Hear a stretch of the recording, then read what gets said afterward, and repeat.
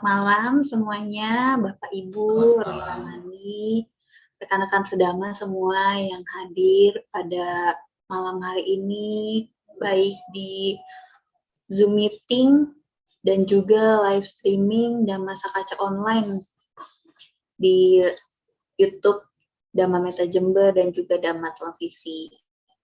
Sudah mulai banyak yang join nih. Pada kesempatan kali ini kita akan mendengarkan sharing-sharing Dhamma dan juga berdiskusi Dhamma dengan Romo Surya Miharja yang sekarang sudah menyempatkan waktunya. Terima kasih Mo untuk kehadirannya pada malam hari ini. Beliau akan membawakan tema yang luar biasa, yaitu detik-detik terpenting. Makin penasaran, bukan? Saya sih makin penasaran, detik-detik terpenting apa nih yang bisa kita nikmati, yang bisa kita pahami, dan juga bisa kita jadikan pelajaran selama kehidupan ini gitu. Untuk selanjutnya kita akan mendengarkan Dhammapada terlebih dahulu dari Saudari Yesa. Baik, saya sampaikan terima kasih kepada pembawa acara atas waktunya. Pembacaan Dhammapada Papawago Syair 116. Abhitare tahakalyane Papa Ciptang Niwaraye Dana Hikaro To Punyang Papasming Ramati Mano, yang artinya bergegaslah berbuat kebajikan dan kendalikan pikiranmu dari kejahatan. Barang siapa lamban berbuat bajik, maka pikirannya akan senang dalam kejahatan.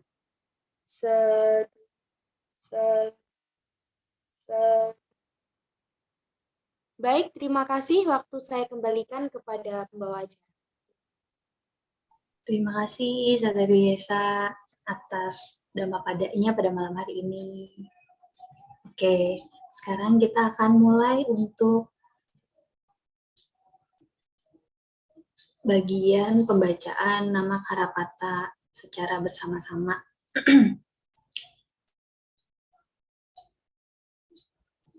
Bapak Ibu, rekan sedama, Romo Ramani, mari kita menangkapkan kedua tangan kita. Kita akan membacakan nama Karapata yang akan saya bantu pimpin. Arahang Sama Sambuddho Bhagawa Buddhang Bhagawantang Abhiwademi Swakato Bhagawata Dhammo Dhammang Namasami Supatipanno Bhagavato Sawaka Sangho Sanghang Namami.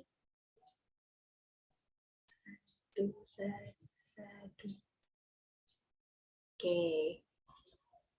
Sebelum kita mendengarkan sharing-sharing Dhamma pada malam hari ini, kita akan berkenalan terlebih dahulu dengan Romo Surya Miharja. Saya akan membacakan profil dari pembicara kita pada malam hari ini. Baik, Romo atau Pandita Madya Surya Miharja, SPDB, CPS, lahir di Tangerang, tanggal 22 November 1970, dan sekarang berdomisili di Taman Jadi Permai, Blok C2, nomor 16 di Tangerang. Wah, mantap sekali, Mo. Sudah berumur juga masih semangat untuk sharing-sharing Dhamma ini. Beliau juga masih aktif di beberapa organisasi, yaitu menjadi Ketua LPTG Banten, Ketua Bidang Dhamma PC Magabuti Kabupaten Tangerang, dan juga anggota penyuluh agama Kemenak Kanwil Banten. Mantap nih. Tanpa berlama-lama lagi, kita akan mendengarkan sharing-sharing Dhamma dari Romo Surya. Dipersilakan Romo, waktunya. Terima kasih kepada pembawa acara, ya, pada Bapak Ibu hadirin sekalian, mari kita bersikap anjali. Namo tassa bhagavato arahato samma sambuddhassa. Namo tassa bhagavato arahato samma sambuddhassa. Namo tassa bhagavato arahato samma sambuddhassa. Persujudan kepada beliau yang berberkah, yang maha suci, yang telah mencapai penerangan sempurna oleh diri sendiri. Persujudan kepada beliau yang berberkah, yang maha suci, yang telah mencapai penerangan sempurna oleh diri sendiri. Persujudan kepada beliau yang berberkah, yang maha suci, yang telah mencapai penerangan sempurna oleh diri sendiri. Marana damomhi, marana anatito. Aku akan mengalami kematian dan aku belum bisa menghindari kematian. Terima kasih, selamat malam, Namo Buddhaya. Malam hari yang berbahagia, tema untuk Dhamma Sakaca kita malam hari ini adalah detik-detik terpenting. Mengapa ini saya ambil tema ini adalah ketika sekitar 1 bulan yang lalu, ketika saya mendatangi suatu tempat krematorium, di mana ada suatu keluarga yang baru selesai mengkremasi keluarganya yang telah tiada, dan baru juga selesai dibacakan parita. Namun ada hal yang membuat saya agak sedikit merasakan mengapa keluarga tersebut begitu histeris menghadapi keluarganya yang dikremasi. Inilah yang perlu kita sadari sebagai umat Buddha. Apabila kita mendapatkan atau kita mengalami ada keluarga yang meninggal dunia dan kita mengkremasinya di hadapan kita, apakah kita tidak boleh bersedih ketika ada keluarga kita yang meninggal dunia? Ya tentu. Namanya kita putu jana, kita belum mencapai kesucian, kita masih bisa bersedih. Hanya saja tentu bersedihnya adalah tidak terlalu berlebihan. Karena dari yang saya lihat 1 bulan yang lalu dari kisah tadi, histeris sampai hampir pingsan keluarga yang menyaksikan keluarga yang dikremasi. Dan tentu inilah yang harus kita juga cermati, mengapa bisa demikian, dan bagaimana ketika kita pun sebagai umat Buddha, terutama ini yang aktif nih, yang malam hari ini ikut mendengarkan Zoom, ya, mendengarkan Dhamma Sakaca dan di waktu-waktu kesempatan lainnya, bagaimana kita menghadapinya. Dan tentu kita juga harus memiliki landasan pengertian terlebih dahulu tentang apa itu kematian. Seperti yang sering kita mungkin tidak dengar, bahwa kematian itu disebabkan oleh 4 hal. Yang pertama adalah karena habisnya karma, ya, atau sesuai dengan karmanya seseorang itu. Setiap orang berbeda-beda. usia saat dia meninggal dunia. Ada yang berusia singkat, ada yang berusia menengah, cukup panjang umur, bahkan ada yang panjang umur. Ya. Karena kalau kita lihat misalnya ada orang atau makhluk di dalam kandungan saja sudah bisa keguguran, berarti sebelum dilahirkan sudah meninggal dunia, berarti usianya sangat singkat sekali, sangat singkat. Ada juga yang masih ketika bayi, anak-anak, atau remaja. Ada juga yang memang usianya sudah sepuh dan bahkan sangat sepuh. Mengapa bisa demikian? Usia seseorang berbeda-beda. Ya karena tadi, karma yang memang telah diperbuatnya semasa kehidupannya yang lampau dan kehidupannya yang pada saat yang dijalani, itu mengkondisikan usia yang bisa diraihnya, bisa dijalankan seberapa lama, seberapa panjang, sesaatkah atau cukup lama. Untuk itu kita perlu menyadari mengapa setiap orang memang menginginkan usia panjang, siapapun, tidak terkecuali. Usia panjang adalah dambaan bagi setiap orang. Namun ingat, dari apa yang kita perbuat itu juga akan mengkondisikan berapa panjang usia kehidupan kita. Ketika kita menginginkan usia panjang, maka kita rawatlah sila dengan baik. Moralitas, terutama sila pertama, kita jaga dengan baik. Agar kita pun memang menghargai kehidupan makhluk lain. Kita mencintai kehidupan makhluk lain. Kita menginginkan makhluk lain juga bisa berusia panjang. Ya tentu dengan hal di mana batin kita menginginkan usia panjang bagi makhluk lain, dan kita juga mendapatkan karma baik dengan memperpanjang usia makhluk lain. Mungkin kita dengan mengadakan suatu kegiatan seperti pelepasan makhluk hidup, atau ketika kita di kondisi di rumah pun, ketika kita menghadapi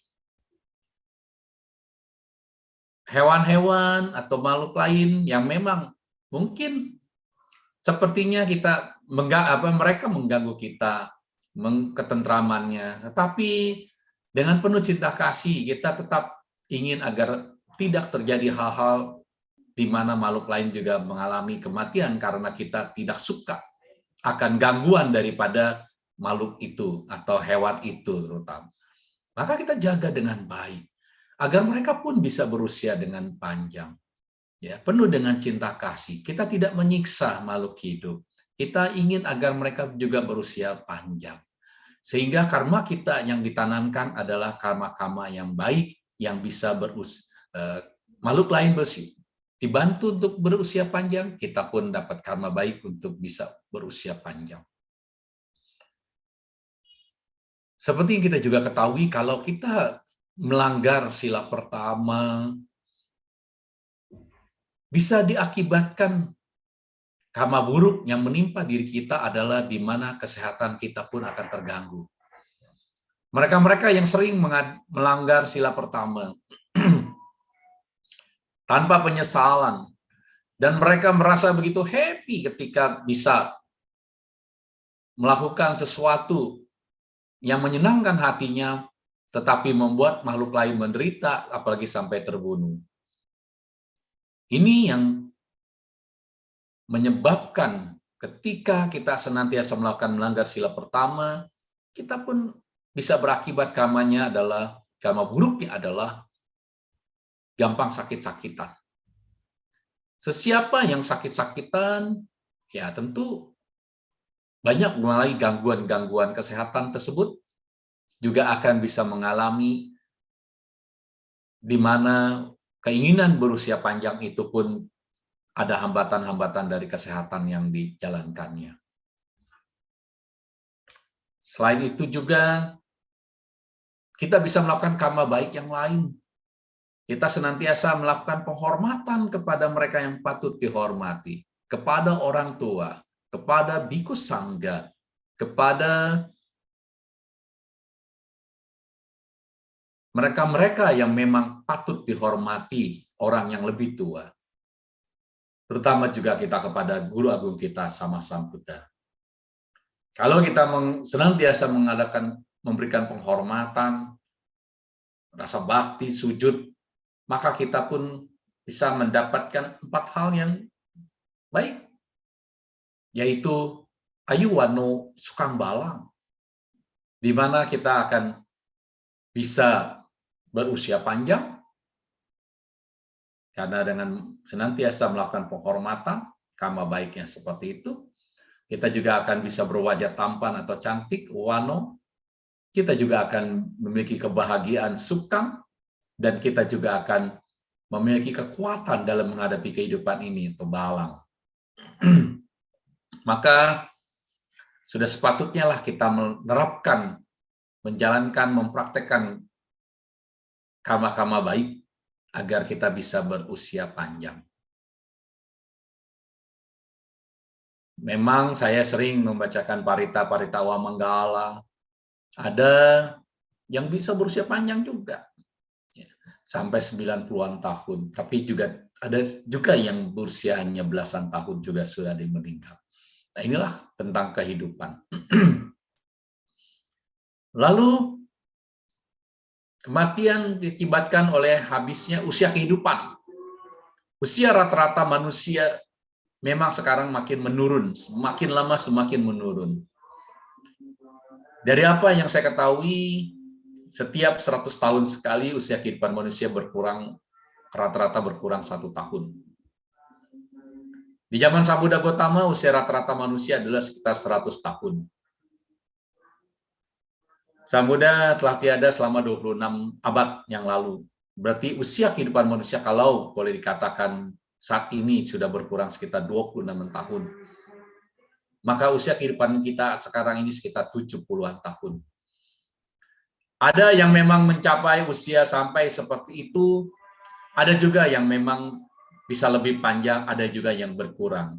Nah, maka daripada itu, usia kehidupan yang memang sekarang masih boleh dikatakan makin lama makin berkurang, nanti 100 tahun lagi akan berkurang, 100 tahun lagi akan berkurang. Inilah usia kehidupan manusia. Walaupun nanti suatu saat usia kehidupan manusia pun rata-rata bisa mencapai usia 100.000 tahun. Ya, tapi itu nanti, ya, masih lama. Masih lama. Siapa yang menginginkan lahir di usia rata-rata usia manusia 100.000 tahun, persiapkanlah karma-karma baik.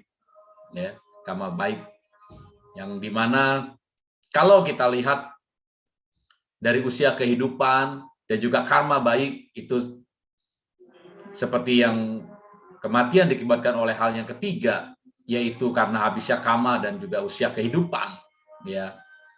Jadi pas sekitar 70-an tahun itu dia meninggal dunia, ya. Tapi banyak yang bisa lebih panjang lagi. Maka kalau kita bisa melihat di zaman Sang Buddha ada seorang biku yang serba sehat, sangat sehat, ya, sehingga dia bisa berusia panjang. Usia rata-rata saat itu 100 tahun, tapi biku tersebut yaitu yang Arya Bakula bisa mencapai usia 160 tahun, ya, usia yang jauh lebih panjang daripada usia rata-rata pada saat itu. Dari 100 tahun usia rata-rata, Bante Bakula mencapai 160 tahun.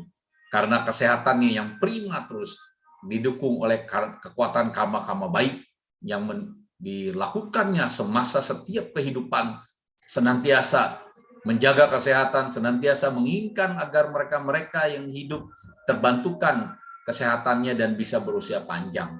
Akhirnya karma baiknya juga akan didapatkan oleh Bante Bakula tersebut. Nah, kematian yang keempat adalah karena disebabkan oleh faktor lain, ya, di mana biasanya adalah mereka-mereka menderita gangguan penyakit berat atau karena kecelakaan.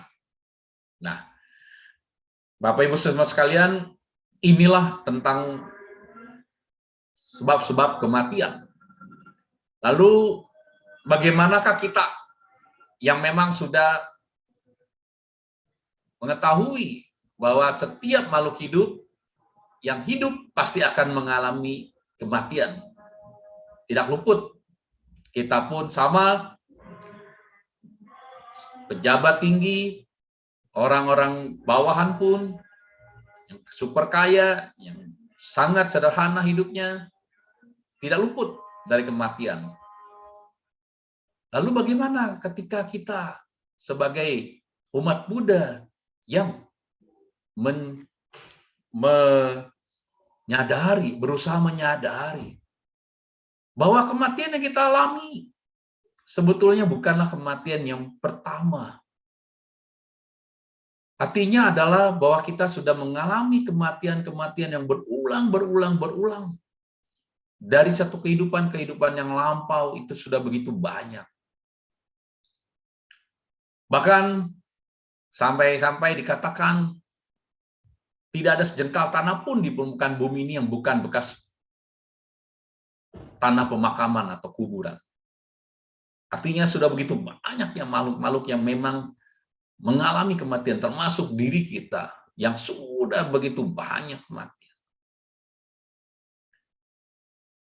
Kita juga menyaksikan orang-orang yang kita kasih juga sudah begitu banyak yang mengalami kematian yang di hadapan kita. Ratap tangis kita begitu banyak. Air mata kita kalau dikumpulkan. Dari kelahiran-kelahiran kita yang lampau, yang berulang. Yang sering kali kita juga mengeluarkan ratap tangis akibat kesedihan. Lebih banyak air mata kita dibandingkan air yang ada di 4 samudra. Bayangkan, 4 samudra. Bukannya 4 sungai, bukannya 4 lautan, tapi 4 samudra. Di mana samudra itu adalah lautan yang sangat maha luas. Ya, ini ada 4 samudra.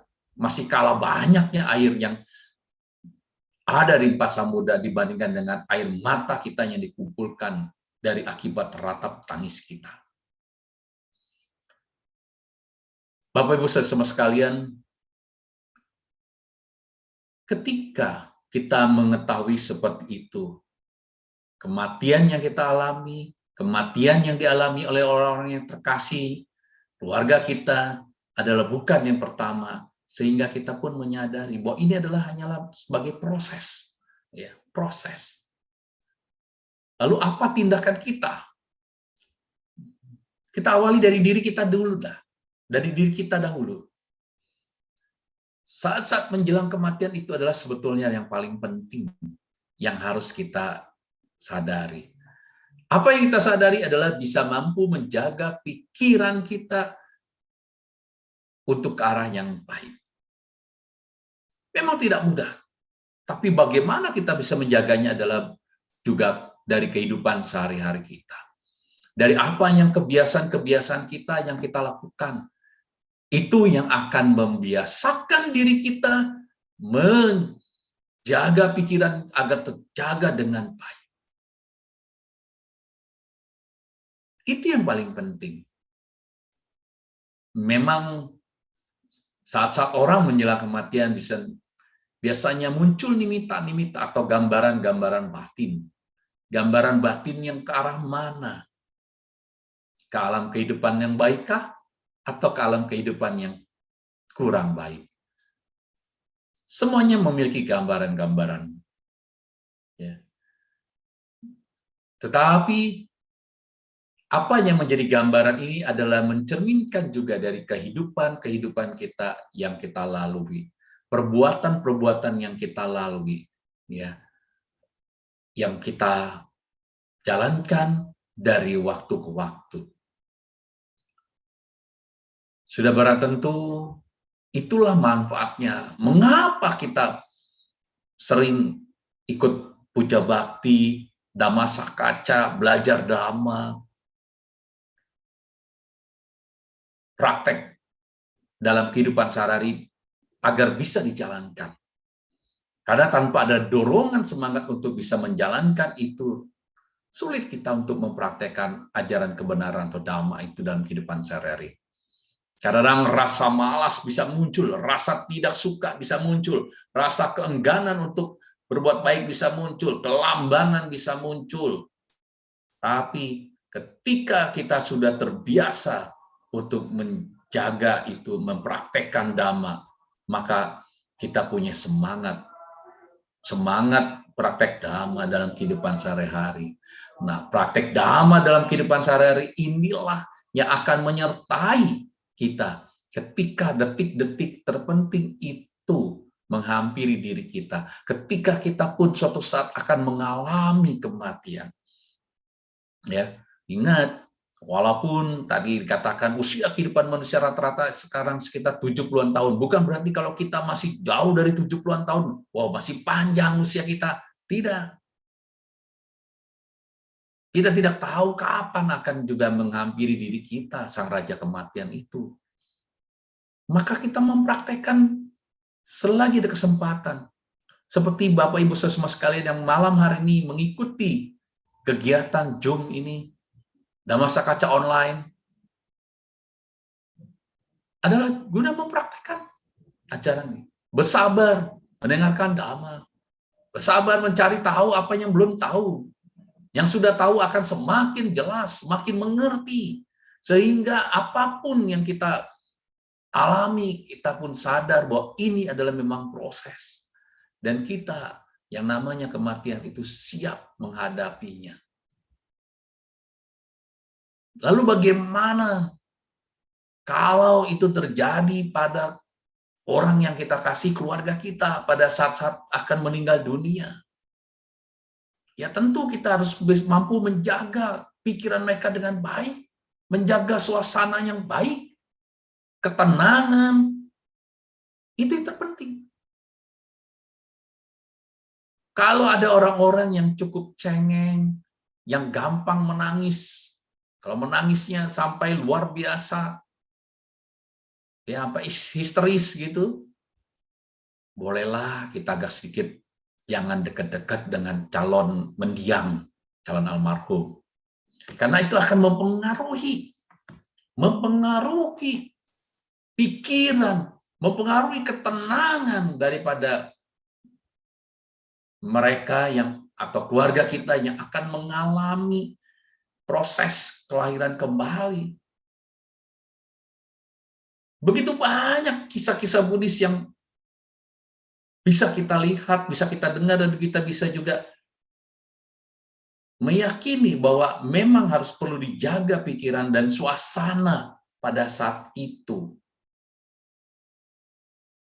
Contoh, seperti ada seorang yang biasa sering berdana kepada biku, dia adalah donatur, namun pada saat-saat akan meninggal dunia, keluarganya histeris. Sampai membuat tentu si calon mendiang ini, calon almarhumah ini juga bingung. Lah, keluarga saya begitu nangisnya, histeris.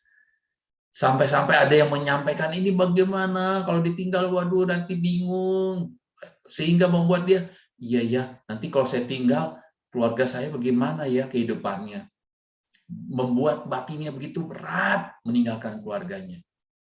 Sehingga apa yang menjadi kebajikan yang ditanamnya ini berubah pikirannya kepada hal yang memberatkan tadi. Dia langsung lagi ingat kepada keluarganya, jadi melekat pada keluarganya. Karena kemelekatan yang amat sangat inilah menyebabkan orang tersebut akhirnya meninggal dan lahir di alam yang kurang menyenangkan. Lahir di alam yang kurang menyenangkan. Karena rasa kemelekatan kepada keluarganya, pikirannya jadi tidak tenang. Karma-karma baik yang mestinya terkondisi pun tertutup, tertinggal oleh kemelekatan tadi. Akhirnya jatuh ke alam menderita. Walaupun memang di kisah tadi, ya, karena kekuatan kebajikannya juga cukup besar, hanyalah 7 hari si mendiang ini mengalami penderitaan di alam menyedihkan. Dilahir di alam peta hanyalah 7 hari. Kekuatan karma baiknya kuat mendorong, mengkondisikan, di mana terutama pada saat itu ada pembacaan-pembacaan parita yang dilakukan oleh Bhikkhu Sangga. Pembacaan parita ini, kekuatan ini begitu luar biasa. Akhirnya si mendiang tersebut mampu mendengarkan parita di hari ke-7. Dan parita itu mengkondisikan batinnya menjadi tenang, karma baiknya muncul, akhirnya dia langsung meninggal dari alam hantu menjadi seorang dewi, ya, wanita penghuni alam surga. Ya, langsung bisa spontan dari alam hantu meninggal langsung menjadi penghuni alam surga. Ya, nah ini ya, kisahnya yang memang bisa kita tarik benang merahnya. Pengkondisian suasana sangat penting pada saat-saat ada yang akan meninggal dunia. Yang akan membuat seseorang itu mudah dan tenang, tentu akan mengakibatkan kelahiran berikutnya juga dengan pikiran yang tenang, maka alam-alam bahagia yang akan dituju. Seperti kisah Damika yang memang juga dengan ketenangannya, dengan kemampuan yang luar biasa dari kebajikannya, bisa memilih alam kehidupan mana, alam surga mana dari 6 alam surga yang dia boleh pilih. Ya, terbantukan oleh keluarga yang cukup tenang, melihat Damika ini akan meninggal dunia, keluarganya tenang, sehingga pikiran-pikirannya yang baik terjaga, dan akhirnya yang muncul adalah kesempatan untuk bisa memilih alam surga mana yang dikehendakinya. Itu karena memang kekuatan daripada karma baiknya. Nah, jadi ini, Bapak Ibu Saudara sekalian, alangkah pentingnya ya pengkondisian lingkungan yang baik, yang tenang, yang mampu mengkondisikan hal-hal yang baik. Ada lagi kisah di mana seseorang saat akan meninggal dunia tampak batinnya begitu gelisah. Ya. Batinnya begitu gelisah. Dan tentu saja dengan kegelisahan batinnya ini, beruntungnya dia memiliki seorang anak yang menjadi juga seorang biku. Dan tentu seorang biku yang memang mengetahui bahwa kondisi batin sang ayah ini tidak baik. Nimitta yang muncul pasti tidak baik. Ini tentu kalau saat meninggal dengan kondisi batin seperti ini, alangkah kasihannya. Sang ayah akan meninggal dan masuk ke alam menderita karena batinnya begitu gelisah saat menghadapi kematian.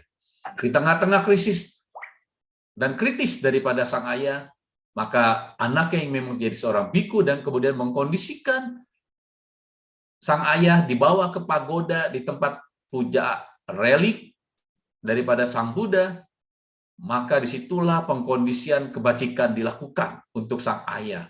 Sang ayah berdana, bunga, menabur bunga, dan sebagainya, sehingga kebajikan itulah yang menenangkan batinnya.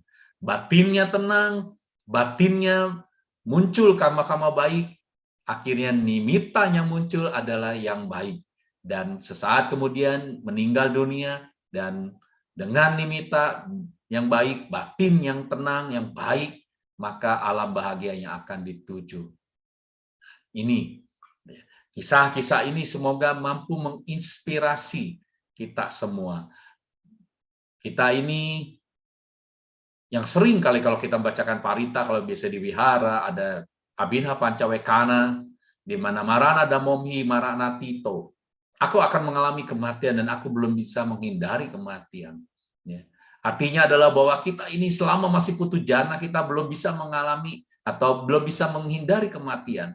Tetapi ketika kita sudah mencapai arahat, memang baru dikatakan kita baru bisa menghindari kematian. Artinya setelah meninggal dunia tidak ada lahir kembali dan tidak ada kematian. Maka daripada itu, kita semua yang masih bisa mempraktekkan Dhamma, berjuanglah sungguh-sungguh. Karena kita tidak tahu Sang Raja Kematian akan menghampiri kita kapan. Dan untuk itu, kalaupun ada, sekali lagi, kalaupun kita yang mengalami, jaga pikiran kita tenang, ingat dengan apa yang kita perbuat yang baik-baik, ya, parita-parita kita senantiasa lantunkan dalam batin kita. Kalau kita tidak mampu berbicara, bersuara, paling tidak di dalam batin kita membacakan parita. Kalau kita mampu bersuara, kita kondisikan agar kita bisa membacakan parita pada saat-saat kritis tadi, dan menciptakan suasana tenang, baik diri kita maupun juga mungkin untuk keluarga kita yang kita hadapi, sehingga kita pun akan mengalami hal-hal yang baik saat-saat menjelang kematian dan lahir di alam yang berbahagia. Karena pada dasarnya setiap orang menginginkan kebahagiaan, baik kehidupan sekarang maupun kehidupan yang akan datang. Tentu kita semuanya persiapkan dengan baik, karena persiapan ini paling penting. Ya. Jangan sampai kita tidak mempersiapkan. Mau pergi tamasya aja kita siapin ini itu, mempersiapkan semuanya. Bagaimana dengan pindah alam gitu ya? Kalau kita pindah alam, kita akan mengalami kelahiran kembali. Ya, ya tentu kita harus persiapkan. Jangan sampai tidak persiapkan. Ya. Tamasya yang tidak dipersiapkan, tamasya pun jadi bukan suatu yang bahagia, tidak nyaman karena tidak kurangnya persiapan. Ya, dan sama dengan kelahiran kita yang akan datang pun harus dipersiapkan. Bukan sekedar kita lahir lagi, tetapi persiapan itu akan mengkondisikan hal-hal yang baik yang bisa kita dapatkan berupa kebahagiaan.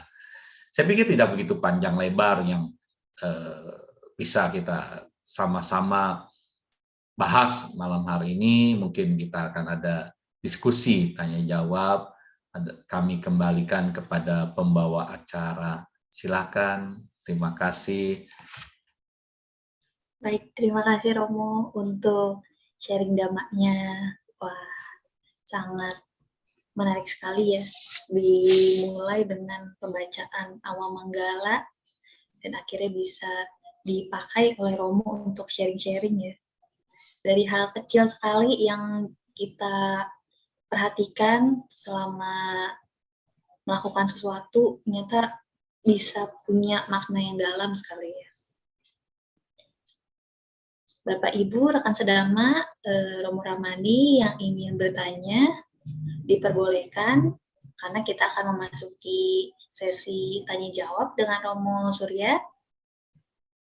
Mungkin Bapak Ibu Romo Ramani maupun rekan sedama yang memiliki pertanyaan bisa mengetik ataupun melakukan raise hand di kolom chat Zoom meeting maupun di kolom komentar live streaming YouTube DSO. Mungkin aku bisa nanya duluan kali ya, Mu ya. Silakan. Kan beberapa daerah di Indonesia kayaknya ada beberapa tradisi yang diharuskan saat saudaranya ataupun keluarganya mengalami kematian gitu. Itu dari beberapa tradisi itu kan ada yang harus bisa dikatakan tuh melanggar sila gitu, Mu. Bagaimana sih siasatnya sebagai umat Buddha kita bisa melakukan tradisi tapi jangan sampai melanggar sila itu, Mu. Oke. Ya, baik. Tradisi itu harus sejalan dengan agama. Ya. Agama juga harus sejalan dengan tradisi. Kita sebagai umat Buddha juga menjunjung tradisi, terutama kearifan lokal. Ya, bukan berarti kalau kita sudah beragama dikatakan sudah paling bagus, paling hebat, sehingga tradisi-tradisi yang baik kita lupakan, kita tinggalkan. Tentu tradisi-tradisi yang baik yang memang masih sejalan dengan Dhamma, ini kita wajib pertahankan dan bahkan kita lestarikan, kita kembangkan agar menjadikan agama yang kita yakini ini, Dhamma ini, Buddha Dhamma ini bisa selaras, bisa tambah suatu hal yang memang bisa dikembangkan dengan baik oleh tradisi tadi. Namun memang kita juga tidak pungkiri adanya tradisi-tradisi yang tidak sejalan, tidak selaras dengan Dhamma. Ya, kita sikapi dengan bijaksana. Tentu untuk hal tertentu tidak bisa kita langsung serta-merta 100% langsung meng-cut atau 100% langsung meminta untuk tradisi itu tidak digunakan. Ya. Perlu perlahan-lahan, perlu pemahaman yang lebih lagi buat lingkungan. Ya. Diawali pertama dari diri kita. Ya, dari diri kita ini yang belajar Dhamma, yang kita kembangkan terus, ya dari diri kita lah kita terus kembangkan bahwa apa yang menjadi hal-hal yang kurang baik tadi, tradisi-tradisi yang kurang baik, ya perlahan kita tinggalkan. Ya, sambil kita juga terus mencari teman-teman pendukung dalam arti saudara dan sebagainya untuk biar memahami apa yang tepat, tradisi yang masih kita perlu tahankan, dan yang tidak tepat, yang perlahan kita harus tinggalkan. Ya, kasih pemahaman. Ya, tentu pemahaman itu tidak serta-merta langsung kita katakan bahwa ini tradisinya nggak bagus loh, harus ditinggalkan, dibuang. Oh tidak, seperti itu. Tapi adalah bagaimana ketika dia juga mengikuti puja bakti, ya belajar Dhamma, Dhamma Sakaca, maka dia akan perlahan-lahan akan mencari tahu dan perlahan-lahan akan mengetahui apa yang menjadikan dasar daripada pelajaran Buddha Dhamma ini yang harus kita pegang teguh, dan apa yang juga memang akhirnya ternyata ini bertentangan juga ya dengan atau tidak selaras dengan Dhamma, ya tidak sejalan dengan Dhamma. Kalau gitu, kalau saya jalankan itu tentu akan tidak baik ya, tradisi-tradisi yang saya jalankan yang tidak baik tapi masih saya jalankan tentu akan mengakibatkan karma-karma buruk. Wah, kalau gitu tidak baik. Biar perlahan-lahan lah sampai mereka juga mengerti. Kita tidak bisa langsung menghilangkan 100% tradisi itu dengan to the point begitu. Tapi perlahan-lahan, sedikit demi sedikit kasih pemahaman. Upayakan adalah pembelajaran Buddha Dhamma dari yang dasar-dasar terlebih dahulu, sehingga nanti lama-lama juga dia akan tahu apa yang memang menjadi yang baik dan apa yang menjadi yang kurang baik. Yang baik dia pertahankan dan dilanjutkan, apa yang kurang baik dia akan perlahan dia tinggalkan. Ya. Jadi inilah memang butuh waktu, butuh pemahaman yang memang saya sendiri juga merasakan. Dulu-dulu juga banyak tradisi kalau di Tangerang juga sama, ada tradisi-tradisi yang memang sebetulnya waktu itu tidak sejalan dengan Dhamma. Tapi ya itu seiring berjalannya waktu dengan pemahaman Dhamma, akhirnya mereka-mereka yang tadinya mempraktekkan tradisi yang tidak tepat tadi, akhirnya pun memahami kekeliruannya ketika dia belajar Buddha Dhamma. Akhirnya ditinggalkan tradisi-tradisi yang tidak baik tadi. Ya, maka daripada itu, inilah manfaatnya pemahaman Dhamma, sehingga boleh dikatakan apa yang menjadikan langkah kita sebagai, dan biasanya tradisi yang lama ini atau yang sudah cukup tua ini biasanya masih pegang teguh oleh orang-orang tua, orang-orang yang sudah jauh lebih tua. Maka terutama bagi kita yang masih memiliki orang tua dan belum mengenal Buddha Dhamma, alangkah baiknya kondisikan agar papa mama, orang tua kita belajar Dhamma. pelalahan untuk mengerti Dhamma, sehingga dia tahu mana yang baik dan tahu mana yang tidak baik. Nah ini ya cara-cara kita ya dari diri sendiri, lingkungan terdekat, di keluarga kita sendiri, keluarga kecil, keluarga besar, akhirnya ke masyarakat. Ya pelalahan tentu akan bisa dimengerti oleh mereka bahwa ini hal-hal yang tidak baik yang perlu kita perlahan tinggalkan dan hal yang baik perlu dipertahankan. Demikian apa yang disampaikan. Terima kasih. Terima kasih, Mo. Ya, mungkin perubahan dari kebiasaan atau budaya yang dilahirkan dari kebiasaan itu kan lumayan sulit ya untuk langsung dihilangkan ya, Mo ya. Betul, sudah berakar ya. Iya. Nah, seperti itu. Jadi perlahan saja. Mungkin Bapak Ibu ada yang ingin bertanya kembali atas Dhamma yang telah dibabarkan oleh Romo Surya pada malam hari ini, bisa langsung mengirimkan lewat kolom chat ataupun kolom komentar. Nanti akan saya bacakan.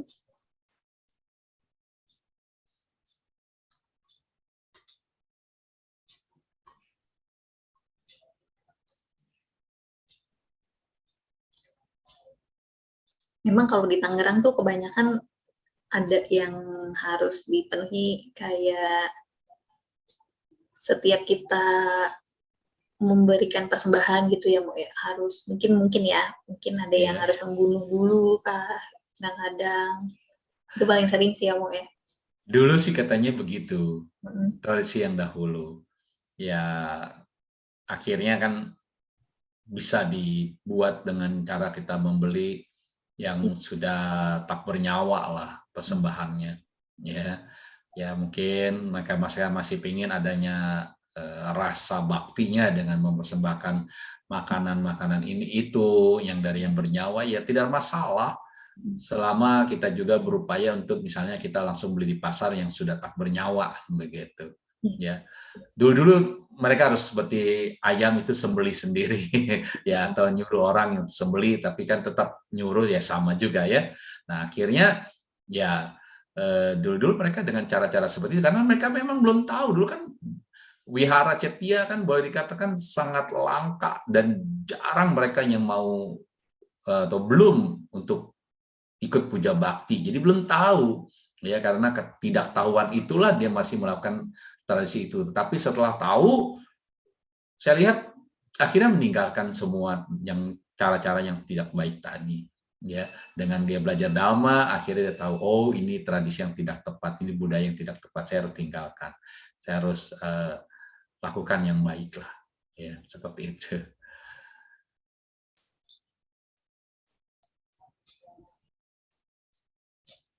Sepertinya belum ada komentar ataupun pertanyaan. Iya, nampaknya karena memang tidak ada artian ini ngeri-ngeri sedap juga ya dengan tema kali. Dia takut-takut. Wah ini bicaranya kok yang enggak tentang suatu kematian begitu ya. Jadi karena ada yang cukup takut begitu ya.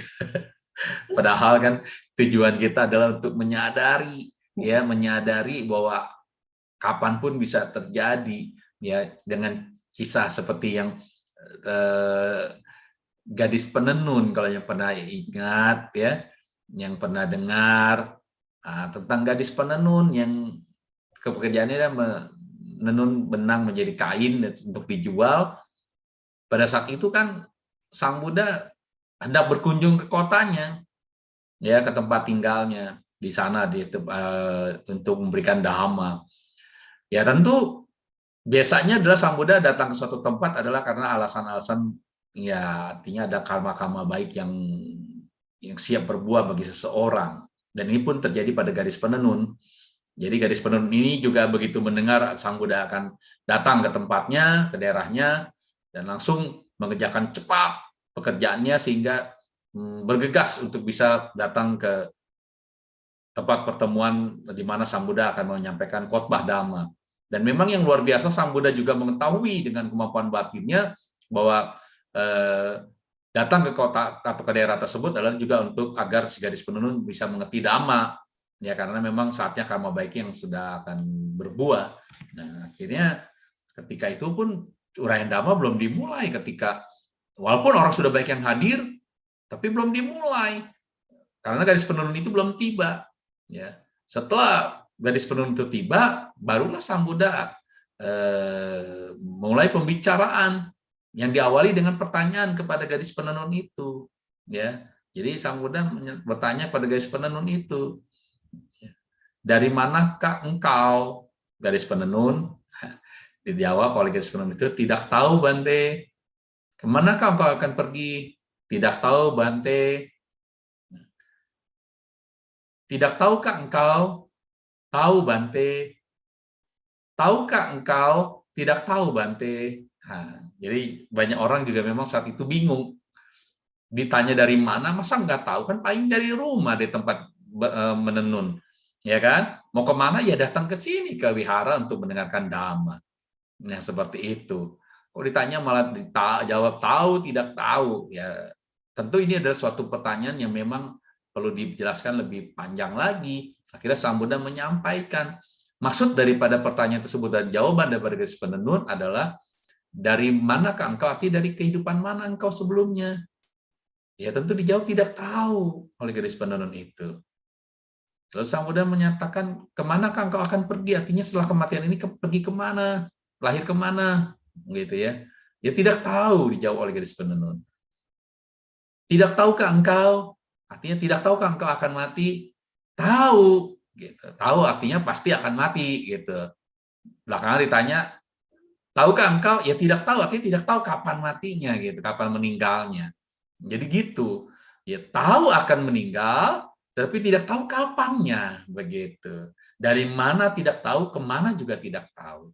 Ya, cuman sudah memiliki, gadis penenun ini memiliki pengertian bahwa dia akan pasti, yang namanya orang hidup pasti akan meninggal. Ini yang perlu pengertian seperti ini. Sehingga dia batinnya siap, dan ketika Sang Buddha menyampaikan dhamma, batinnya terbuka, dia menjadi pemenang arus, ya, menjadi sotapanya, ya, mencapai sotapati dan gadis penenun itu. Berarti kan kalau sudah seperti itu, ya luar biasa, pintu alam menjadikan tertutup. Ya. Dan akhirnya ketika pulang ke rumah pun memang ada suatu kejadian di mana si gadis ini meninggal dunia. Ya, tapi dengan kondisi batin yang sudah menjadi pemenang arus, ya, sotapati, akhirnya dia pun lahir di alam surgawi dengan kondisi batin yang luar biasa bagusnya. Nah, ini kisahnya yang boleh dikatakan menginspirasi kita, ya. Artinya seorang masih muda pun juga bisa mengalami itu, tapi dengan pengertian akan dhamma, maka batinnya siap dan akan terkondisi untuk pada kelahiran berikutnya yang baik dan bahagia. Demikian. Kalau tidak ada pertanyaan, kita akhiri saja mungkin ya. Boleh. Tidak ada pertanyaan langsung? Sekali lagi mungkin aku boleh bertanya, Romo? Iya, silakan. Sebelum kita bisa terlahir ke dunia yang mungkin entah lebih berbahagia ataupun di bawah ya, Mo, itu kan ada proses bagaimana kita mengingat kembali bagaimana perbuatan-perbuatan kita semasa kehidupan ini ya, Mo, ya. Iya. Itu prosesnya emang panjang atau sangat cepat sekali, Mo? Karena kadang-kadang ada yang mengatakan jenazah itu rohnya atau jiwanya tuh belum langsung terlahir sampai 7 sampai 40 hari lah. Ada yang mengatakan seperti itu, Mo. Iya. Apakah itu benar, Bu? Menurut versi untuk Theravada, ya, bahwa seorang begitu meninggal, ya, atau makhluk begitu meninggal langsung otomatis lahir kembali. Jadi tidak ada kalau dikatakan apa dulu, jeda dulu, begitu tidak. Ya langsung otomatis, ya sepersekian detik langsung pokoknya. Begitu dia betul-betul sudah tidak ada kesadaran lagi di tubuh yang lama, maka dia akan lahir lagi partisandi winyananya, kesadaran kelahiran kembali. Ya tergantung dia apakah jadi manusia lagi, berarti masuk ke dalam rahim, ya akan siap dalam kandungan. Kalau dia jadi makhluk hewan yang bertelur, ya masuk dalam cangkang telur itu ya. Nah, kalau dia lahirnya menjadi di alam spontan seperti alam dewa dalam hantu, ya lahir secara spontan. Lalu apakah ada yang dikatakan tadi sekian lama dulu? Tidak, pokoknya langsung. Lalu kalau itu yang sepertinya muncul kayak, ya boleh dikatakan kayak hantu gentayangan begitu ya, ya dia sudah jadi hantu, sudah lahir. Kan lahir jadi hantu kan spontan, nggak dari bayi gitu, langsung lahir ya. Dan tergantung kondisi pikirannya, kalau pikiran dia dengan tubuh rupa yang dia rasakan seperti itu, ya lahir seperti itu, ya bentukannya ya seperti itu. Tapi kalau bagi dia merasakan tubuh yang lebih jauh lebih baik, ya rasanya bisa jadi berubah juga menjadi lebih baik lagi begitu ya. Nah, jadi ya tampaknya seperti itu. Jadi mungkin ada yang melihat, kok ini dia masih belum bisa diterima atau belum bisa lahir kembali, katanya. Ya tidak seperti itu. Pokoknya sudah lahir, dia menjadi gentayangan atau apa, ya udah pokoknya sudah lahir seperti itu. Ya, sudah tidak pokoknya tidak ada transisi di mana dia jeda dulu atau apa, langsung lahir. Ya jadi mantu gentayangan kah atau jadi dewa sekalipun, ya dia langsung spontan. Ya, jadi spontan dan langsung dia bisa lahir kembali langsung tanpa ada jeda, begitu. Ya. Langsung terlahir menjadi di alam yang lainnya ya Bu. Ya, apa aja. Kalau di neraka ya udah langsung ya, dia langsung terima penderitaannya, langsung menderita begitu ya. Kalau di alam dewa ya langsung happy aja begitu ya. Karena di alam dewa ya memang kondisinya adalah alam bahagianya lebih bahagia pada alam manusia. Ya. Ya langsung pokoknya tidak ada jeda.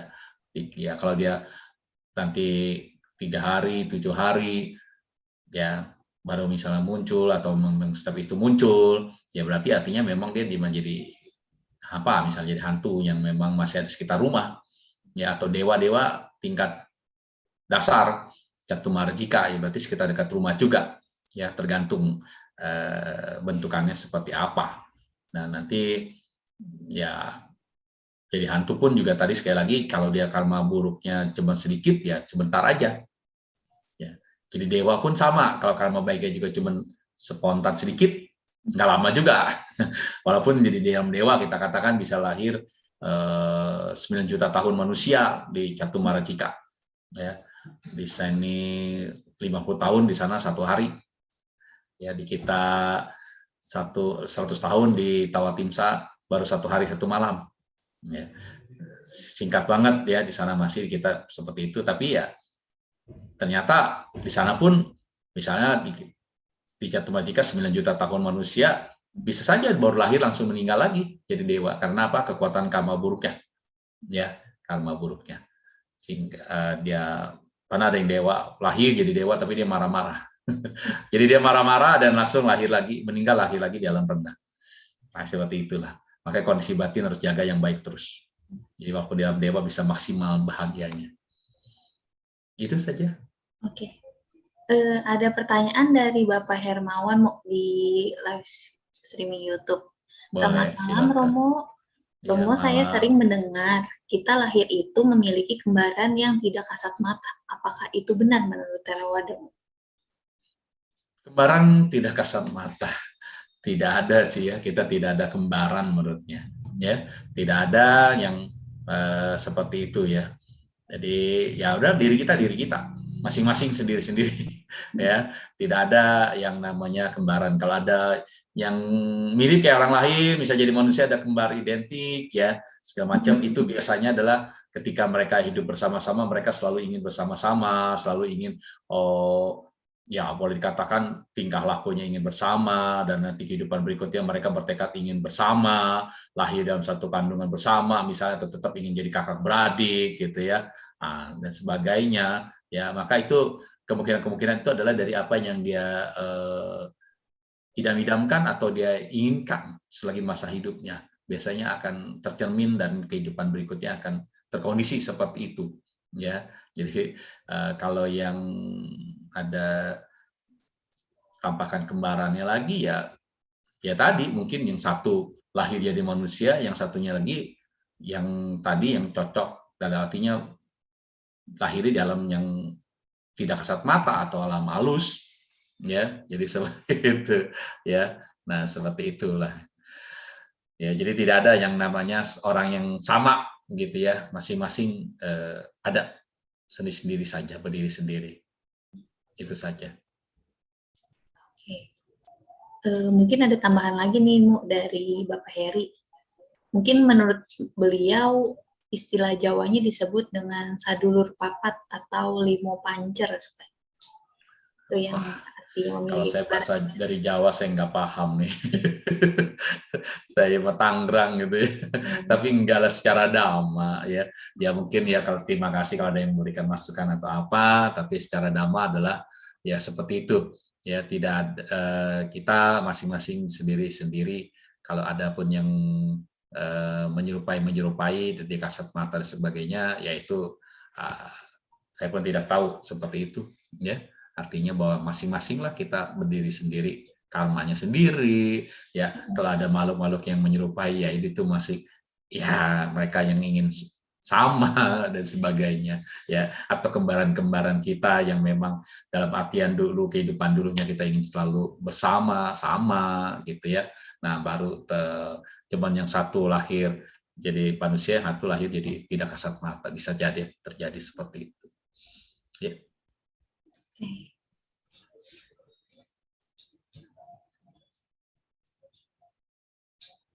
Mungkin aku bisa bertanya lagi, Mu. Silakan. Untuk membantu mendiang nih, untuk terlahir di alam berbahagia, selain kita membacakan parita, itu bisa apalagi sih Mu yang harus kita lakukan bagi keluarga yang ditinggalkan? Patidana. Ya, patidana. Dengan patidana, ya. Nah, untuk patidana ini harus disertai dengan kebajikan-kebajikan terlebih dahulu sebelumnya. Jadi si keluarga ini kebajikannya harus dikondisikan, ya, banyak berbuat baik dan batinnya juga dalam kondisi yang bahagia. Kan ingin tujuan patidana kan berbagi jasa kebaikan, berbagi untuk yang hal-hal yang bahagia, ya kan?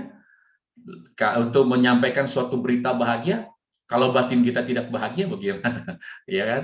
Nah, kan tidak mungkin. Ingin menyampaikan berita bahagia tapi batin kita sedih, ya. Nanti yang mendengarnya bukan jadi ikut bahagia, malah ikut sedih.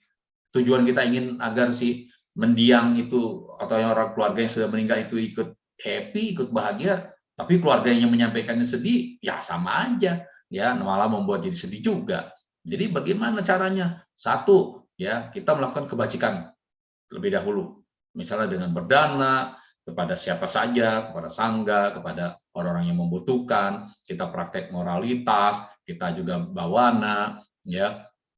Ada juga misalnya kita melihat misalnya ada keluarga yang meninggal, oh saya akan menjadi ikut Pabaja Samanera selama 2 minggu atau 1 minggu sesuai dengan yang ada, ya. Nah, tujuannya adalah untuk berbagi jasa kebajikan, kan itu juga bagus. Jadi udah ada kebajikan yang dilakukan dahulu. Jadi itu kan setelah kebajikan kan kita happy, ya kan, kita udah berbuat baik kan happy. Masa sih kita berbuat baik itu tidak happy, ya kan? Jadi kita berbuat baik dan ketika berbuat baik tentu akan berkualitas disertai dengan rasa bahagia. Maka ketika udah rasa bahagia itulah kebajikan yang disertai dengan rasa bahagia, baru kita berbagi kepada orang yang leluhur kita, keluarga kita yang telah tiada, agar mereka juga ikut bahagia. Maka itu akan kuat, akan membuat kondisi batinnya juga ikut bahagia.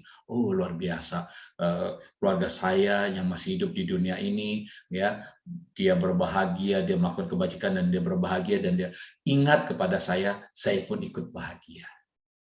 Itu aja sebetulnya dengan cara seperti itu. Ya, demikian.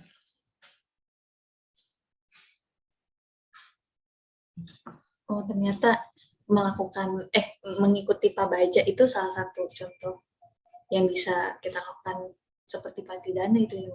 Oh iya, ya bisa. Ya, kalau yang wanita ya ikut Atasilani begitu kan, ada program Atasilani, ya, ikut. Nah, itu kan kebajikan yang nyata. Kebajikan nyata kan ngikut begitu bukan keterpaksaan gitu kan. Ikut seperti itu adalah karena memang dasar oleh keyakinan ya, keyakinan dan semangat untuk berbuat kebajikan, maka ya kita bisa happy berbuat kebajikan, dan sehingga itulah yang bisa dirasakan oleh mendiang keluarga kita yang telah tiada. Wah, luar biasa itu, kekuatannya juga bagus. Seperti itu. Wow.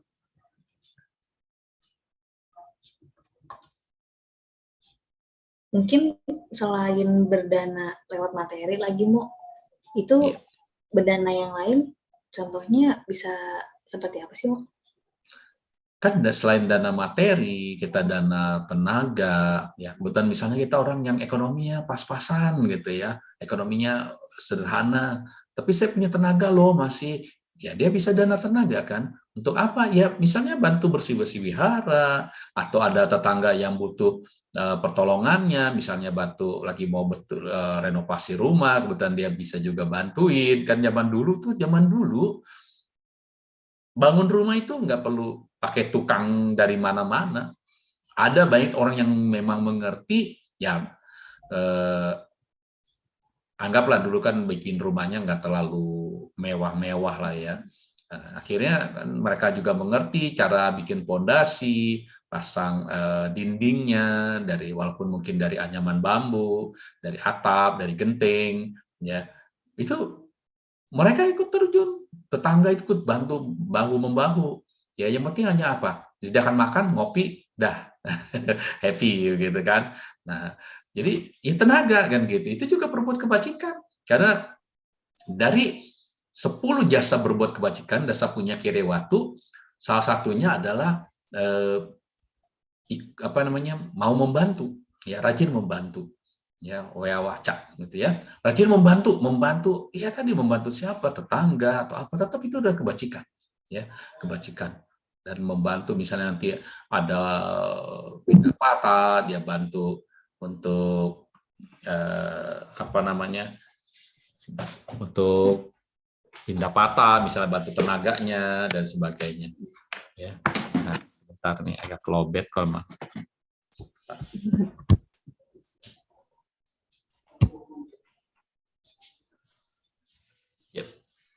Ya, ya apa sajalah tenaga, misalnya pada sangga lagi mau pindah patah kita bantu, ada panitia Waisak, panitia apa di wihara kita bantu. Itu pokoknya tenaga, dengan tenaga ya. Ya itu mungkin bisa dilakukan. Bisa juga dengan nasihat ya. Itu yang penting juga, nasihat-nasihat. Jadi bukannya, udah saya kan bukan dhamma duta ya, enggak mesti dhamma duta ya, nggak mesti penceramah. Dia jadi biasa pun dia memberikan nasihat kepada adiknya, kepada anaknya, kepada saudaranya, tetangga, teman, ya itu tetap aja berbuat kebajikan. Ya, dana nasihat itu juga sangat tinggi, ya, dana dhamma. Ya, demikian, Fitri. Oke, Bapak Heri mau bertanya? Sepertinya dipersilakan Pak Heri. Ya, namo buddhaya, Romo. Nama budaya, ya, Saudara Heri.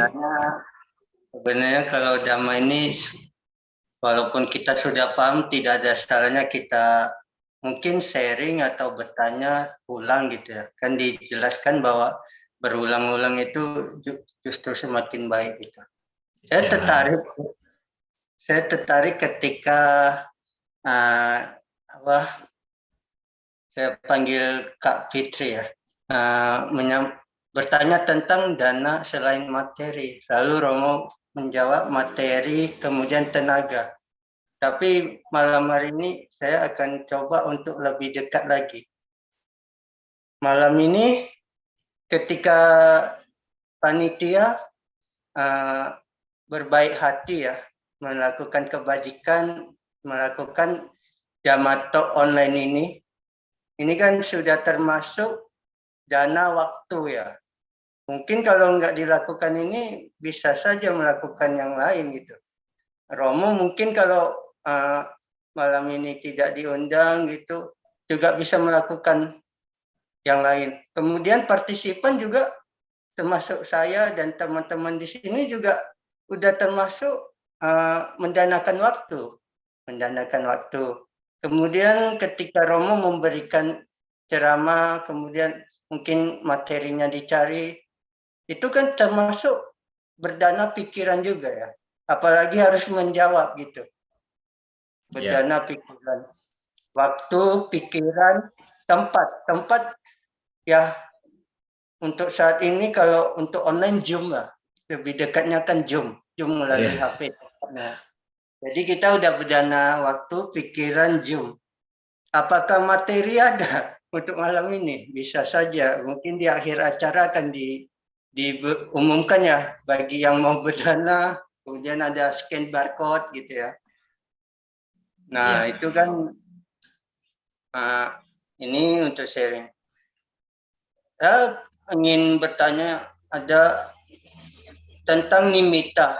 Kalau kadang kelahiran seseorang itu ditentukan karma. Sementara karma katanya ada 4 jenis ya. Ada karma kebiasaan, ada karma apalagi itu nanti mungkin saya akan berikan kepada Romo biar Romo yang menjelaskan. Kemudian kan ada gati nimitta, nimitta lainnya yang artinya itu mungkin dari pikiran memikirkan objek tempat kelahiran atau objek yang perbuatan baik yang pernah dilakukan gitu.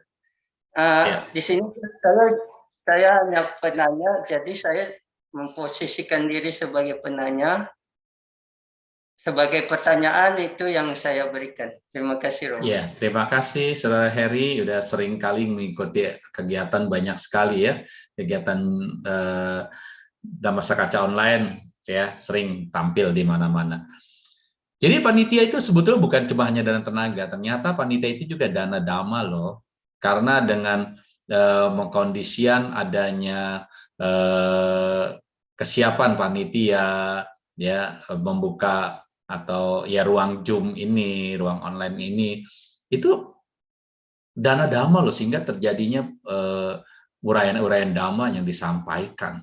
Jadi bukan cuma hanya dana tenaga, waktu, ternyata juga dana dhamma, dan kita tahu bahwa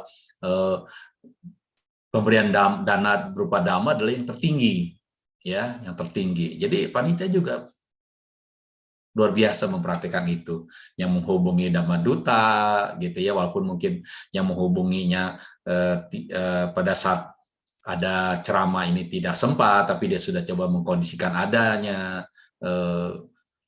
Dhamma Duta di kontak dan bisa dan sebagainya, dan itu juga dana dhamma ya.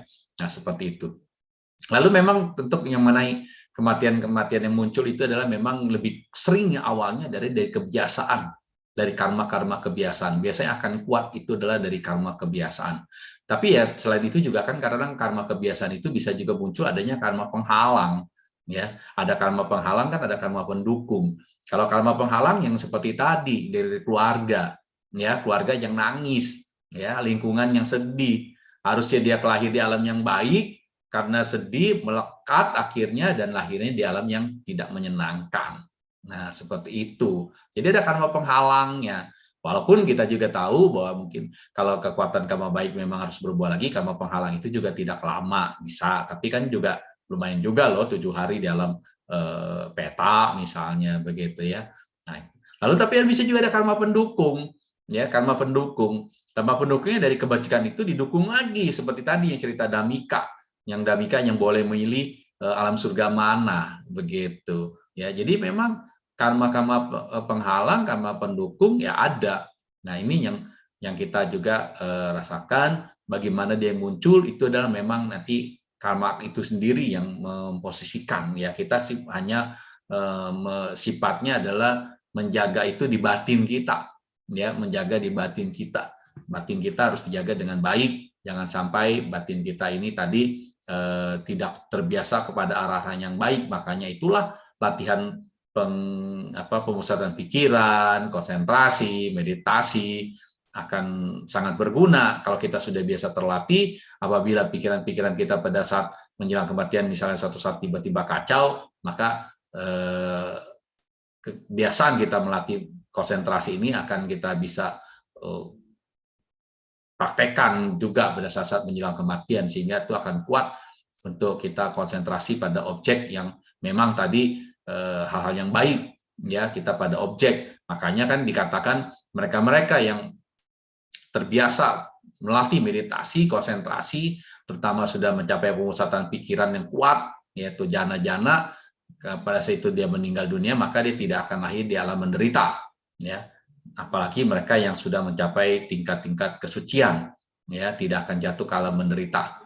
Nah, maka daripada itu perlu adanya suatu pelatihan untuk pemusatan pikiran atau konsentrasi atau bawana, ya. Maka ini di agama Buddha sudah terbiasa dan banyak orang yang memang sudah mempraktekkan dan membuktikannya bahwa memang ini luar biasa, sehingga pun di luar negeri, di Eropa, di Amerika, banyak orang-orang yang karena kesibukan kesehariannya membuat dia tidak bahagia, ya, ekonomi kuat, ya, artinya kekayaannya ada, tetapi toh tidak membuat bahagia yang betul-betul bahagia.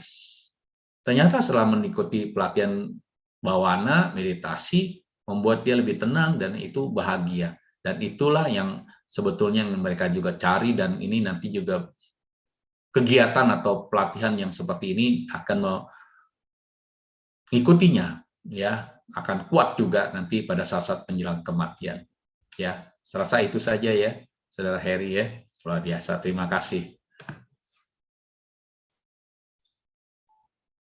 Terima kasih Pak Heri atas sharing damanya juga. Wah, tambahannya banyak juga ya ternyata. Selain kita bisa berdana materi, dana tenaga juga, dana waktu, dana pikiran. Itu bisa kita lakukan selain yang tadi dikatakan oleh Romo. Selanjutnya mungkin ada pertanyaan dari teman saya, bagaimana caranya agar kita bisa menyeimbangkan antara kehidupan duniawi dan juga kehidupan spiritual? Ya, ya tentu Sang Buddha kan juga senantiasa mengajarkan kepada kita untuk mengembangkan sifat-sifat luhur dalam batin kita, yang dimana salah satunya ada yang disebut dengan UPK, ya, UPK. Jadi kan ada meta, karuna, mudita, UPK. Jadi kita pun, ya, keseimbangan batin kita perlu, dan dimana kita juga perlu adanya mengembangkan kebijaksanaan, ya, bijaksana. Kita namanya hidup, berkeluarga, misalnya sebagai memang udah pilihan kita menjadi garawasa, menjadi perumah tangga, begitu ya, berkeluarga. Ya kita juga harus bijaksana. Bijaksananya adalah bahwa memang sebagai kepala rumah tangga misalnya wajib untuk mencari nafkah, sebagai ibu rumah tangga wajib untuk mengurus rumah tangga, ya, dan sebagai anak juga wajib untuk lakukan tugas kewajibannya sebagai seorang anak. Ya, semua kan ada kewajiban-kewajibannya. Kewajiban suami, kewajiban istri, kewajiban orang tua, kewajiban anak, ya. Kita tetap mempraktekkan. Jadi kita seimbang, ya. Tidak selalu harus namanya orang hidup ini ya 100% jadi ke spiritual, tapi akhirnya lupa tugasnya sebagai seorang rumah tangga. Ya, tentu kalau memang mau pilihannya mau 100% spiritual, ya hidup selibat, hidup menjadi pabacita, menjadi pabacita, menjadi biku, atau menjadi atasilani, dan sebagainya, samanera, samaneri, ya, samanera gitu ya, maaf. Bisa kita mau seperti itu, ya silakan. Tapi ketika kita berumah tangga, ya tadi, bijaksananya untuk mencapai kebahagiaan berumah tangga kan adalah harus memiliki penghasilan, bisa mampu menjaga penghasilan dengan baik. Dan kita juga tetap batin dijaga, dipelihara dengan tadi belajar dhamma, ya. Belajar dhamma tetap penting supaya apa? Bukan cuma materi saja yang kita tuju dalam kehidupan ini, karena materi sifatnya boleh dikatakan semu, kebahagiaan yang semu, tapi juga ada yang terbaik juga kita mengisi batin. Nah, makanya keseimbangan batin inilah sangat dibutuhkan. Ya, keseimbangan batin ini dibutuhkan. Di satu sisi kita memang perlu materi sebagai rumah tangga, memang Sang Buddha juga tidak pernah melarang Bahkan di zaman Sang Buddha pun juga memang sangat dibutuhkan orang-orang yang dermawan, orang-orang yang memang memiliki kekayaan untuk mendukung kehidupan Buddha Dhamma pada saat itu, ya pasti karena banyak raja-raja juga yang tentu namanya udah raja, ya berarti banyak materinya, ya mendukung kehidupan Dhamma, ya seperti itu. Dan tentu ya dijaga tenang, kayak Raja Bibisara, ya, udah dia menjadi pengikut Buddha yang baik, mencapai suci sotapanya, tetapi tidak melupakan keluarganya, ya tetap menjaga keluarganya dengan baik, penuh kasih sayang, gitu ya. Anaknya juga kalau gitu, kalau sampai sakit aja juga tetap misalnya disebutnya sakit di mana, seperti kalau bahasa ininya cantengan begitu ya, saya nggak tahu lagi bahasa apanya ya, yang tangannya kayak bisul begitu ya, yang akhirnya karena nangisnya seorang anak sakit karena bisul tadi, tapi dengan penuh cinta kasihnya raja dengan mulutnya sendiri menjaga agar bisulnya itu nanti pas itu saatnya pecah disedot untuk dibuang supaya cepat sembuh, ya itu kan keseimbangan namanya, ya mengurus rumah tangga, kerajaan, tapi batin tetap belajar dhamma juga. Nah ini yang luar biasa. Ini bisa jadikan contoh juga kita kepada Raja Bimbisara yang memang sangat-sangat baik. Ya, saya rasa itu jawabannya. Terima kasih. Sangat menginspirasi sekali ya Raja Bimbisara, Bu. Iya. Bisa seimbang antara keluarga, kerajaan, dan juga keagamaan yang juga spiritual. Nah, mantap sekali. Mungkin satu lagi mau pertanyaan. Boleh. Ada yang bertanya, memang semua orang tahu detik terpenting, ya mungkin bisa dikatakan saat ini gitu, menyadari detik-detik terpenting setiap di kehidupannya. Tetapi justru orang-orang merasa terlena. Kira-kira apa solusi dari Romo agar manusia ini tidak mudah terlena? Ya, tentu solusinya adalah dia harus belajar, ya belajar Dhamma, ya sehingga dia memiliki pemahaman dan pengertian akan hakikat daripada kehidupan ini, bahwa kehidupan ini tidak kekal, kehidupan ini juga akan segera berakhir, ya cepat atau lambat, ya karena pada dasarnya kalau dia terlena, jangan sampai sudah mau mendekati, sudah mau ngejemput, dia baru sadar, ya kan kadang-kadang sulit, ya akan sulit, apalagi ditopang oleh kehidupan yang tidak baik semasa hidupnya, itu kan akan bisa membuat ya tadi gambar batinnya tidak baik dan kehidupan berikutnya bisa lahir jatuh kalah menderita, ya maka daripada itu ya dia harus belajar terus, mau berupaya dengan semangat untuk tahu apa yang harus perlu ditahu untuk kesiapan, ya bukan tidak boleh dia menikmati duniawi, ya boleh, tapi jangan sampai tadi terlena, karena kalau dia terlena tidak lagi berbuat baik, boleh dikatakan itu namanya makan sisa. Ya makan sisa dari kebajikan-kebajikan yang perbuatnya, ya kan biar gimana kan namanya makanan sisa dan tidak berbuat baik baru lagi, ya lama-lama habis karma baiknya, ya karma baiknya habis, ya yang munculnya apa, ya penderitaan. Masa kita harus tunggu munculnya penderitaan dulu baru sadar gitu ya? Baru sadar, yang tidak lah, justru jauh-jauh hari lah kita tahu bahwa apa yang kita rasakan ini adalah memang hanya buah karma baiknya, kebahagiaan duniawi ini baiknya, tapi juga saya harus juga memberikan makanan bukan cuma hanya untuk fisik tapi juga untuk batin, ya maka dia belajar dan memahaminya sedikit demi sedikit, lama-lama juga akan lebih banyak mengerti, sehingga kalau sampai yang cukup mengerti dan memang dia mau boleh dikatakan senang dengan urusan spiritual, untuk urusan batinnya, maka ya banyak kisahnya dia orang yang cukup duit, hartawan dia tinggalkan dan akhirnya malah menjadi seorang biku, ya itu kalau dia sudah memang mantap di situ. Tapi kalau dia masih ingin jadi perumah tangga, ya silakan ya, maka dia tetap menyadari agar dia siap kalau suatu saat kapan saja sang raja kematian datang menjemputnya. Demikian, terima kasih. Mantap sekali Mo untuk jawaban-jawabannya.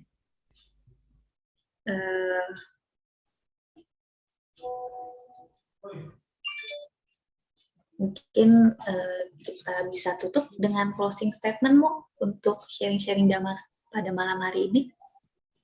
Ya, baik. Tentu saja sekali lagi kita ini adalah hidup bukan sekedar untuk kehidupan fisik saja, tapi juga batin yang perlu kita juga perhatikan. Maka berjuanglah kita dengan sungguh-sungguh, menambah terus kebajikan, menghindari hal-hal yang tidak baik, ya. Menghindari hal yang tidak baik adalah yang bersumber daripada keserakahan, kebencian, dan kebodohan batin.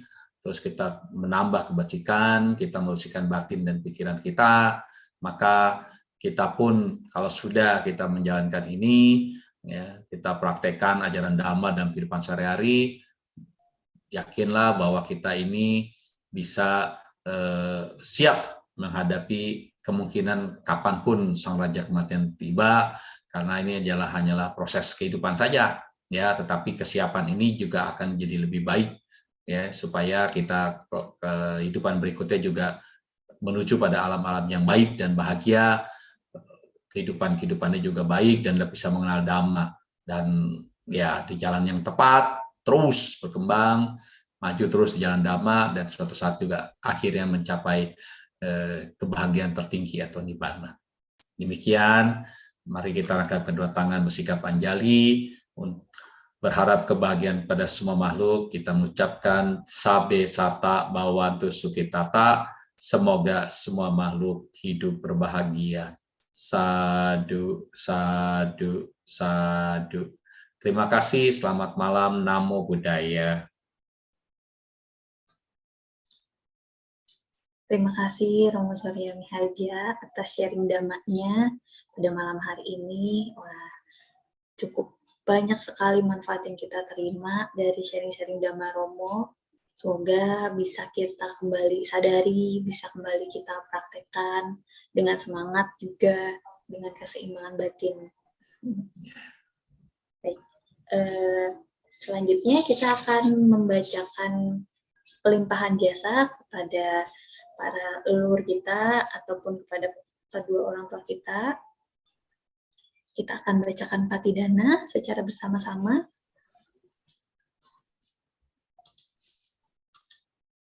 Mungkin Romo bisa membantu untuk memimpin Patidana pada malam hari ini. Iya.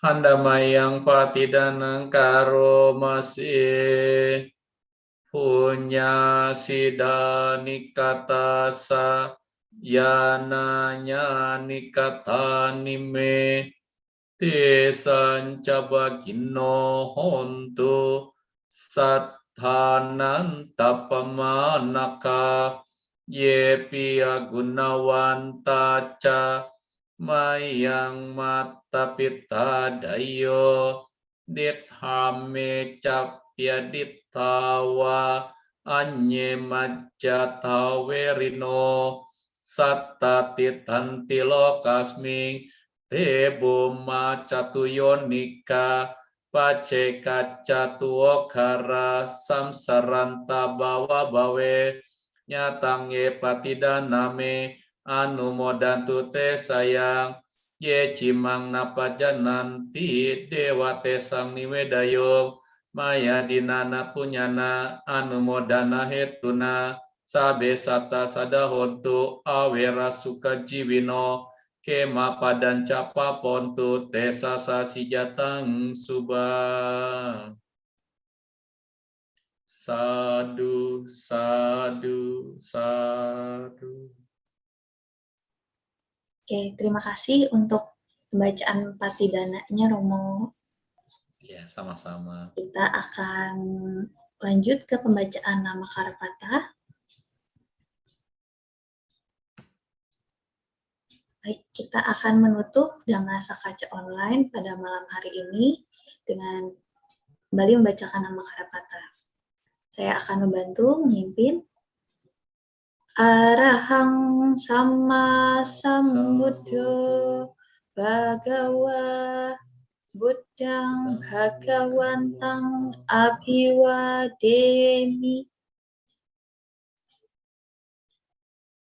Swakato Bhagawata Dhammo Dhammang Namasami. Supatipanno Bhagavato Sawaka Sangho Sanghang Namami.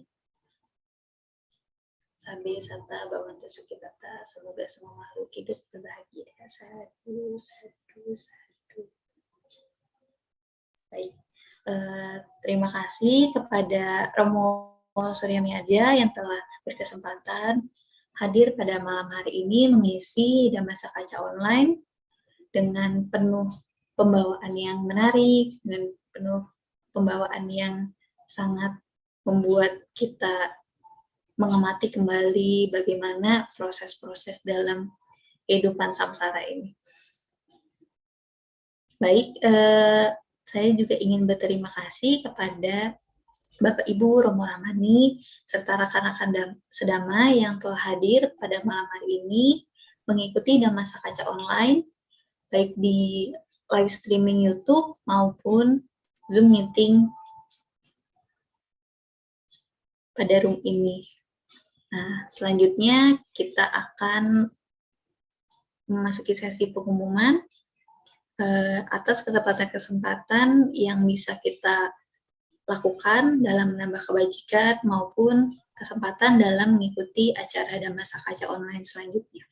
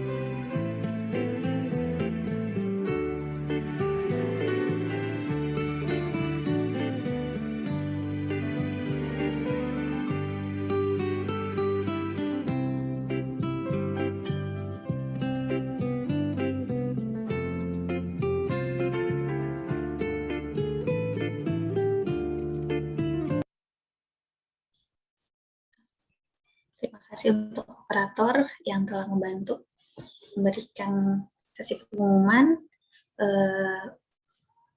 Saya ingin berterima kasih kembali kepada Romo Ramani, Bapak Ibu rekan sedama yang telah mengikuti Dhamma Sakaca online pada malam hari ini. Demikian telah selesai Dhamma Sakaca online edisi pada malam hari ini. Semoga bisa makin bermanfaat untuk kita semua, bisa kembali menyadarkan kita dan juga memberikan semangat pada kita untuk mempraktikkan Dhamma dalam kehidupan sehari-hari. Akhir kata dari saya ucapkan terima kasih. Mohon maaf jika ada salah kata maupun perbuatan. Satyontu Namo Buddhaya. Namo Buddhaya. Terima kasih. Izin live ya. Baik Romo, terima kasih banyak Romo. Terima kasih. Ya. Terima kasih Bapak Ibu rekan sedama.